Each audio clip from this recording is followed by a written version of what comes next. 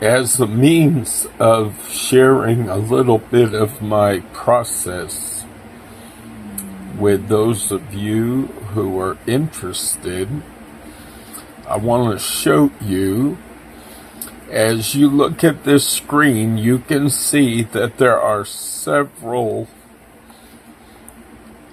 what are referred to as iterations, several iterations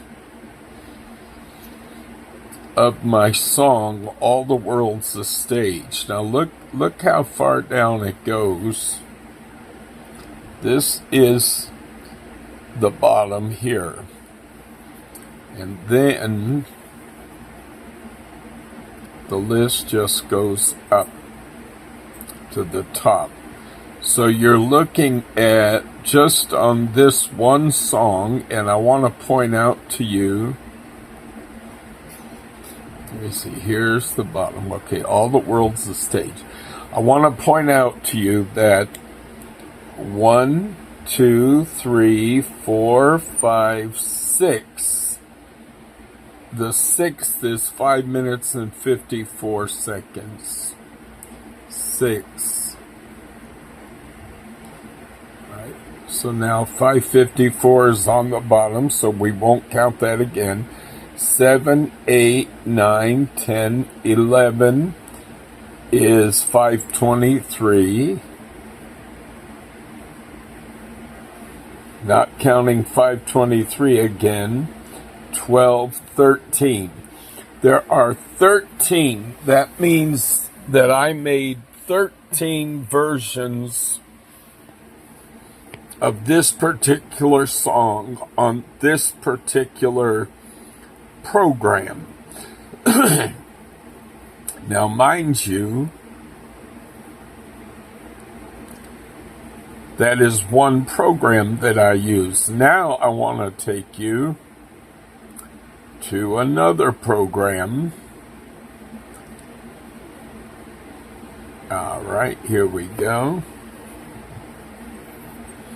And here you see we have 1, 2, 3, 4, and the fourth is 7:59, so we're going to go down past that.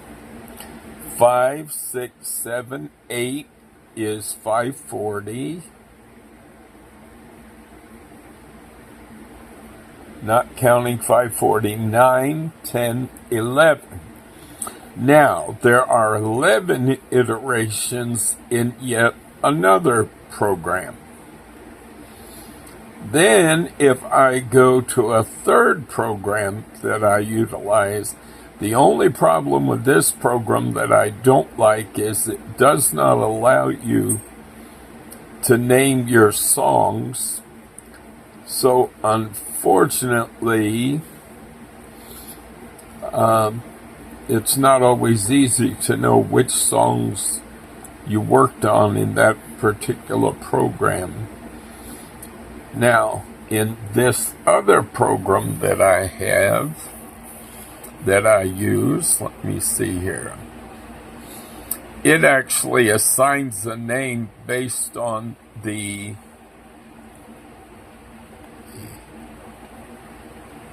lyrics.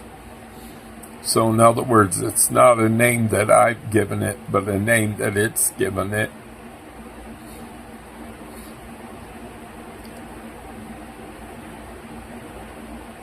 And we're looking at All the World's a Stage. Now you'll notice in this program, it actually is using several different titles. Here we go. It's got the writer, it's got the author, but we're looking at 1, 2, 3, 4, the fourth being 5:23 seconds on the bottom there, okay? That's the fourth. 5:23, 4.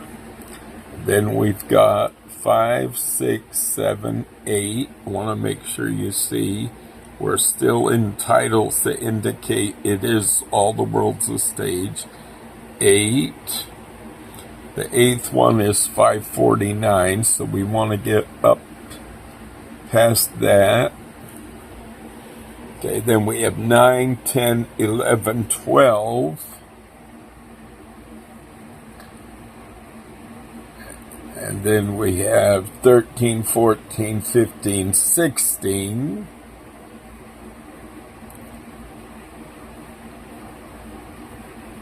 17, 18.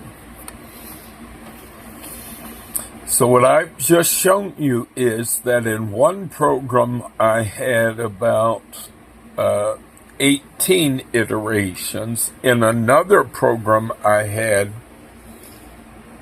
you have to have even numbers because it does 2 iterations at a time. However, you're able to delete, which I do, of course. I'll clear out after I'm done and I've got the song all written. I will go back and I will delete various iterations that I'm not using or that I have not used and published for my song. I also want to point out to you, if you look here and you see the word inspiration, and it says this is an upload, what that means is that I have taken a song. Once I get it, which takes many, many iterations, once I get my song sounding close or very near what I want it to be, in whichever program I'm able to get it in, I oftentimes will then download that song to my computer. I then will upload that song back to another program because each program has its strengths and weaknesses. And some of the programs do a much better job of utilizing the music that you already have that you like, and you're able to keep that music but simply change the lyrics a little bit. Because through my entire production process, I will often change a word here or change a word there, and often it literally is just one word. But as I listen to the song, I realize now this sentence is a little too wordy. It has one syllable too many. It has one word too many, whatever the case may be. Or sometimes I may have to add a word. And in order to maintain the cadence and the tempo, the beat that I want. And so, unfortunately, in some of the programs, every time you hit the create button, it creates a whole new iteration. It'll generate a whole new version of what you're doing. Now, mind you, I'm going to point out again to you here, this is the window, Styles. This is the window where you write in your primary prompts. And you'll notice that down below here, they offer a number of different prompts that you're able to choose from. And oftentimes it's wise to use their wording because the program responds better to the way they word it than perhaps you do. But I've been doing this for a little while now, so I generally write my own prompts. As a matter of fact, I write them at the base of my my lyrics in the Word program.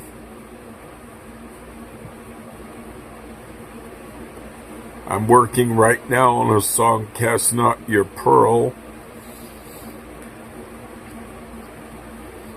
This is in Word. You'll notice that I include the scripture that my song is based on, and I even write in the date and time that I saved the song for the first time. So last night, or I should say this morning at 4:50 a.m., I was working on this song, and I saved it initially for the first time to my computer at 4:50, 10 minutes till 5 a.m. in the morning. So what I'm trying to illustrate to you is, here are my primary prompts. Southern Gospel, I want a male quartet. It is a 4-part harmony piece. I want a tenor lead. The song is to be fast-paced, upbeat. The instruments to be used are piano, electric guitar, electric bass, fiddle, and drums. It's to have a 4/4 tempo with a 200 beat per minute cadence. And in this instance, I'm using what is referred to as studio production, meaning I want the production to be in the fashion that a studio produced recording is made and how a studio recording sounds. In other words, I don't want it to be alive. I don't want it to sound like a live recording. There's a number of different types of production. You can do stage, you can do auditorium, you can do what they call back porch, which is a very country feel, almost a bluegrass sort of a production, like folks are just gathered on the back porch of a house putting music together, okay? So anyway, this is all part of my production process. I choose each and every instrument that I want to use. As you can see here, I put in electric guitar, electric bass, fiddle, drums. Those are and piano. Those are the only 5 instruments that I want on this song. Now, with different songs, I may use completely different instrumentation. Let me go down. This is All the World's a Stage? No, this is actually, those prompts are actually for the song I'm working on at the moment, which is Cast Not Your Pearl. If I go to All the World's a Stage, let me see. I can look at my details, song details for All the World's a Stage. Here we go.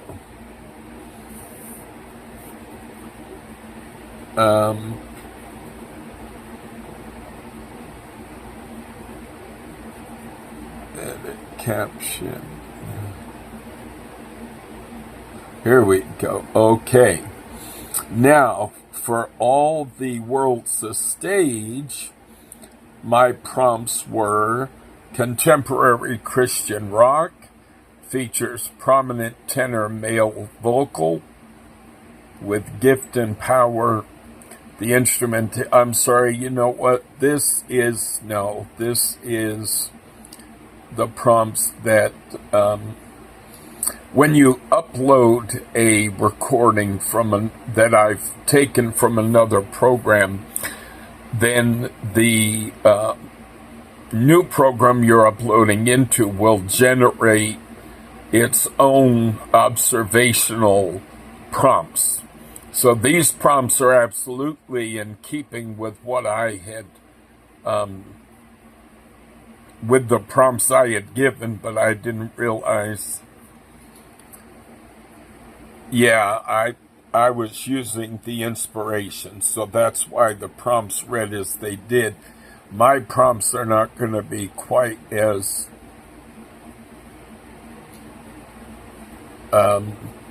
extensive as those as a rule. Although, well, that isn't true. Sometimes I absolutely go into that specific detail. Let me see, song details. Here we go.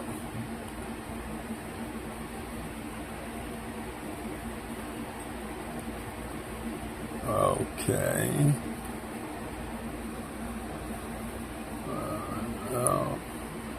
Well, for some reason, I'm having trouble trying to show you that. But anyway, depending on the specific song that you're working on,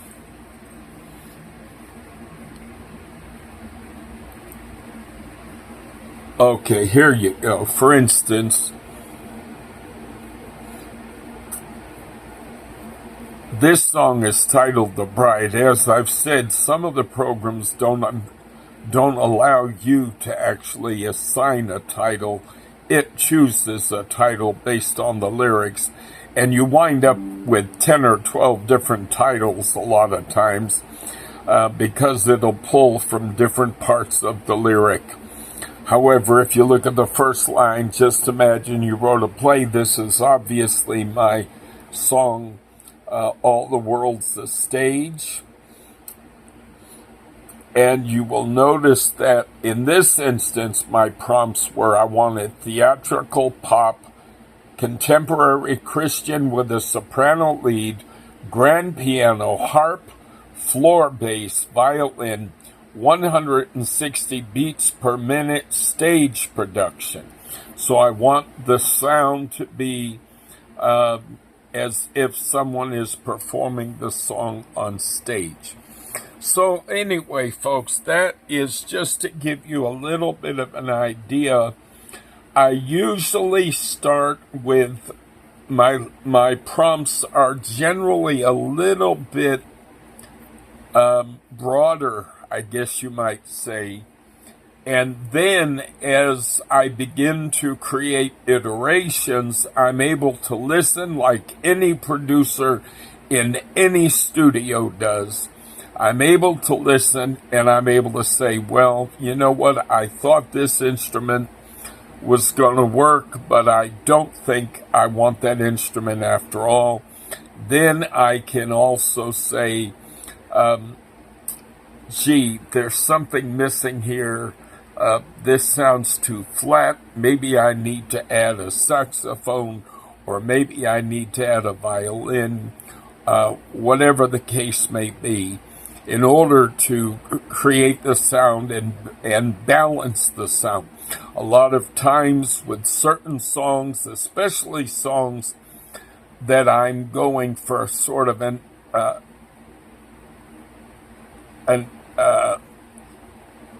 a heavenly sort of a feel. A lot of times I'll add harp, especially because harps, of course, very much are reminiscent of heaven. We think of harps when we think of heaven. And, or if I'm wanting to lighten the sound a little bit, I may add a flute. If I'm wanting to make the sound a little bit more earthy, if I'm wanting to kind of anchor it a little bit, if I'm wanting to bring a little seriousness or urgency to the song that I'm working on, I may add a violin. In particular, violin is wonderful for kind of bringing in a sense, the voice of a violin brings in a sense of sincerity, seriousness, urgency. So I may use violin or add violin. Now, mind you, if you're doing a Southern gospel number, you may specify fiddle rather than violin, because you want the instrument to be played in a different fashion. You don't want the instrument played as a violin. You want it played as a fiddle. You want it to be more upbeat, more peppy,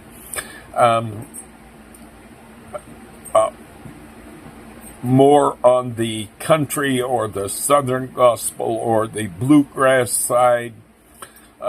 When I'm doing a number and it is a really simple, heartfelt, sort of a ballad number, and I want to create that back porch feel, I may choose instruments like acoustic guitar, banjo, fiddle, and may not even include piano, because if you were on a back porch putting music together, you wouldn't have a piano available. So in order to kind of create that authentic back porch sound, I choose instruments accordingly. And oftentimes you really have to include drums, because you do need that instrumentation to help maintain the beat for the song. Although at times, instead of a drum, I'll include a floor bass or an upright bass or something of that nature, or you can even add a snare drum. Anyway, folks, the point is this: as I have said so many times, I am not feeding into the program, I want a song about this, that, or the other thing, and then letting it produce my lyrics. No, I write my lyrics, and then it's not until my song, what I call my initial draft of my song, is done, then I will go into the program. I paste the lyrics into the lyrics box. If you are doing the program, if you're using the program where it is going to create the song, this is where you start. Simple. Then you put in your description of the song. I want a song about a dog that has gas. Okay, you would write that in here, and it'll produce the lyrics and the song. I do not ever, in any program, ever utilize this feature. Simple. No. I'm always in the advanced, because it is in the advanced that you paste your lyrics, not lyrics that's created, your own. You're able to choose voices oftentimes. There are certain voices that I have saved that I love, including my own, to be frank and honest with you. I have made a recording, I've uploaded that recording, and the AI is then able to take my voice and synthesize it as well. But I'm able then, when I am creating the initial prompts for my song, I'm able to choose, if I desire to do so, the specific voice I want to use. A lot of times I don't have to do this in this program in particular, because I've already done it in another program. And when I then download the song from the other program, upload the song, as you see here, to this program, what it does, it automatically will synthesize the same voice. So I don't have to choose a voice here, because the voice is already established in this recording. And since I'm using this recording as the inspiration or the foundation for my next iteration, it automatically reuse that same voice, utilize that same voice. Anyway, folks, that just gives you a little bit of an idea that I hope helps you to see a little bit of what the production process is like. As I've said so many times, by no means am I plugging in an idea and AI is producing the song. And people who do not understand the way that these AI programs work, they do not understand how they can be used and the complexity with which they can be used. And I have this is one program I use, this is a second, this is a third, this is a fourth, and then I have more, but I keep 4 open on my computer at any one given time. There are more programs that go even beyond the initial production, and you're able to fine-tune and really boost the you're able to boost specific instruments, you're able to boost the voice, you're able to change the voice, all these sort of things in programs like Ace or in Mozart. Those are 2 other programs that I use. Those programs are like advanced, so those go beyond. This is where I start. Then we move into those programs, okay? And that is where I'm able to fine-tune. Then I also have other programs where oftentimes I may have to go in and I'm able to change the tempo, I'm able to change the beat of the finished song. So I'm able to take the song once it's finished, but I say, no, I really need this song to be a little bit faster, a little bit quicker, it's a little too fast, I need to slow it down. And there are other programs that I use that allow me to make those edits and those adjustments. So I would suggest to you, anyone who dares say that someone like myself who uses AI tools, and they are tools, to produce their music, saying that someone who uses these tools is not producing their music, you're being very foolish, very naive, and honestly very ignorant, because you have absolutely no concept as to what these specific programs can do. Some have limitations, others have other limitations, some have strengths. You know, as I've said, I take from one program and put it into another so that I can do things in the second I couldn't achieve in the first. And yet in the first, I'm able to get the voice that I want, whereas I have a harder time getting the voice I want in another program.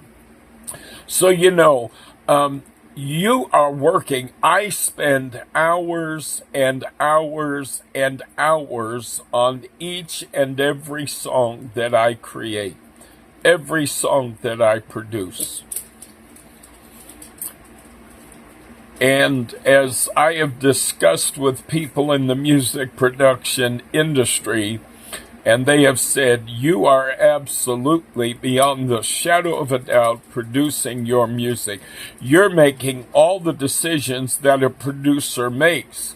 The only difference is you're not communicating to a live choir or to a live musician standing in front of you or a live performer standing in front of you. Your performers and your musicians are digital. So you're having to communicate, typing into a keyboard, the things that you want, the same way that any music producer has to communicate to the singer or to the musician when producing live in studio. All right, folks, that just gives you a little peek into the AI music production experience. I hope you've enjoyed this tour. And of course, I put a lot of work into my music, and I sincerely hope and pray that the product, the songs that I'm able to produce, are a blessing and an encouragement to you.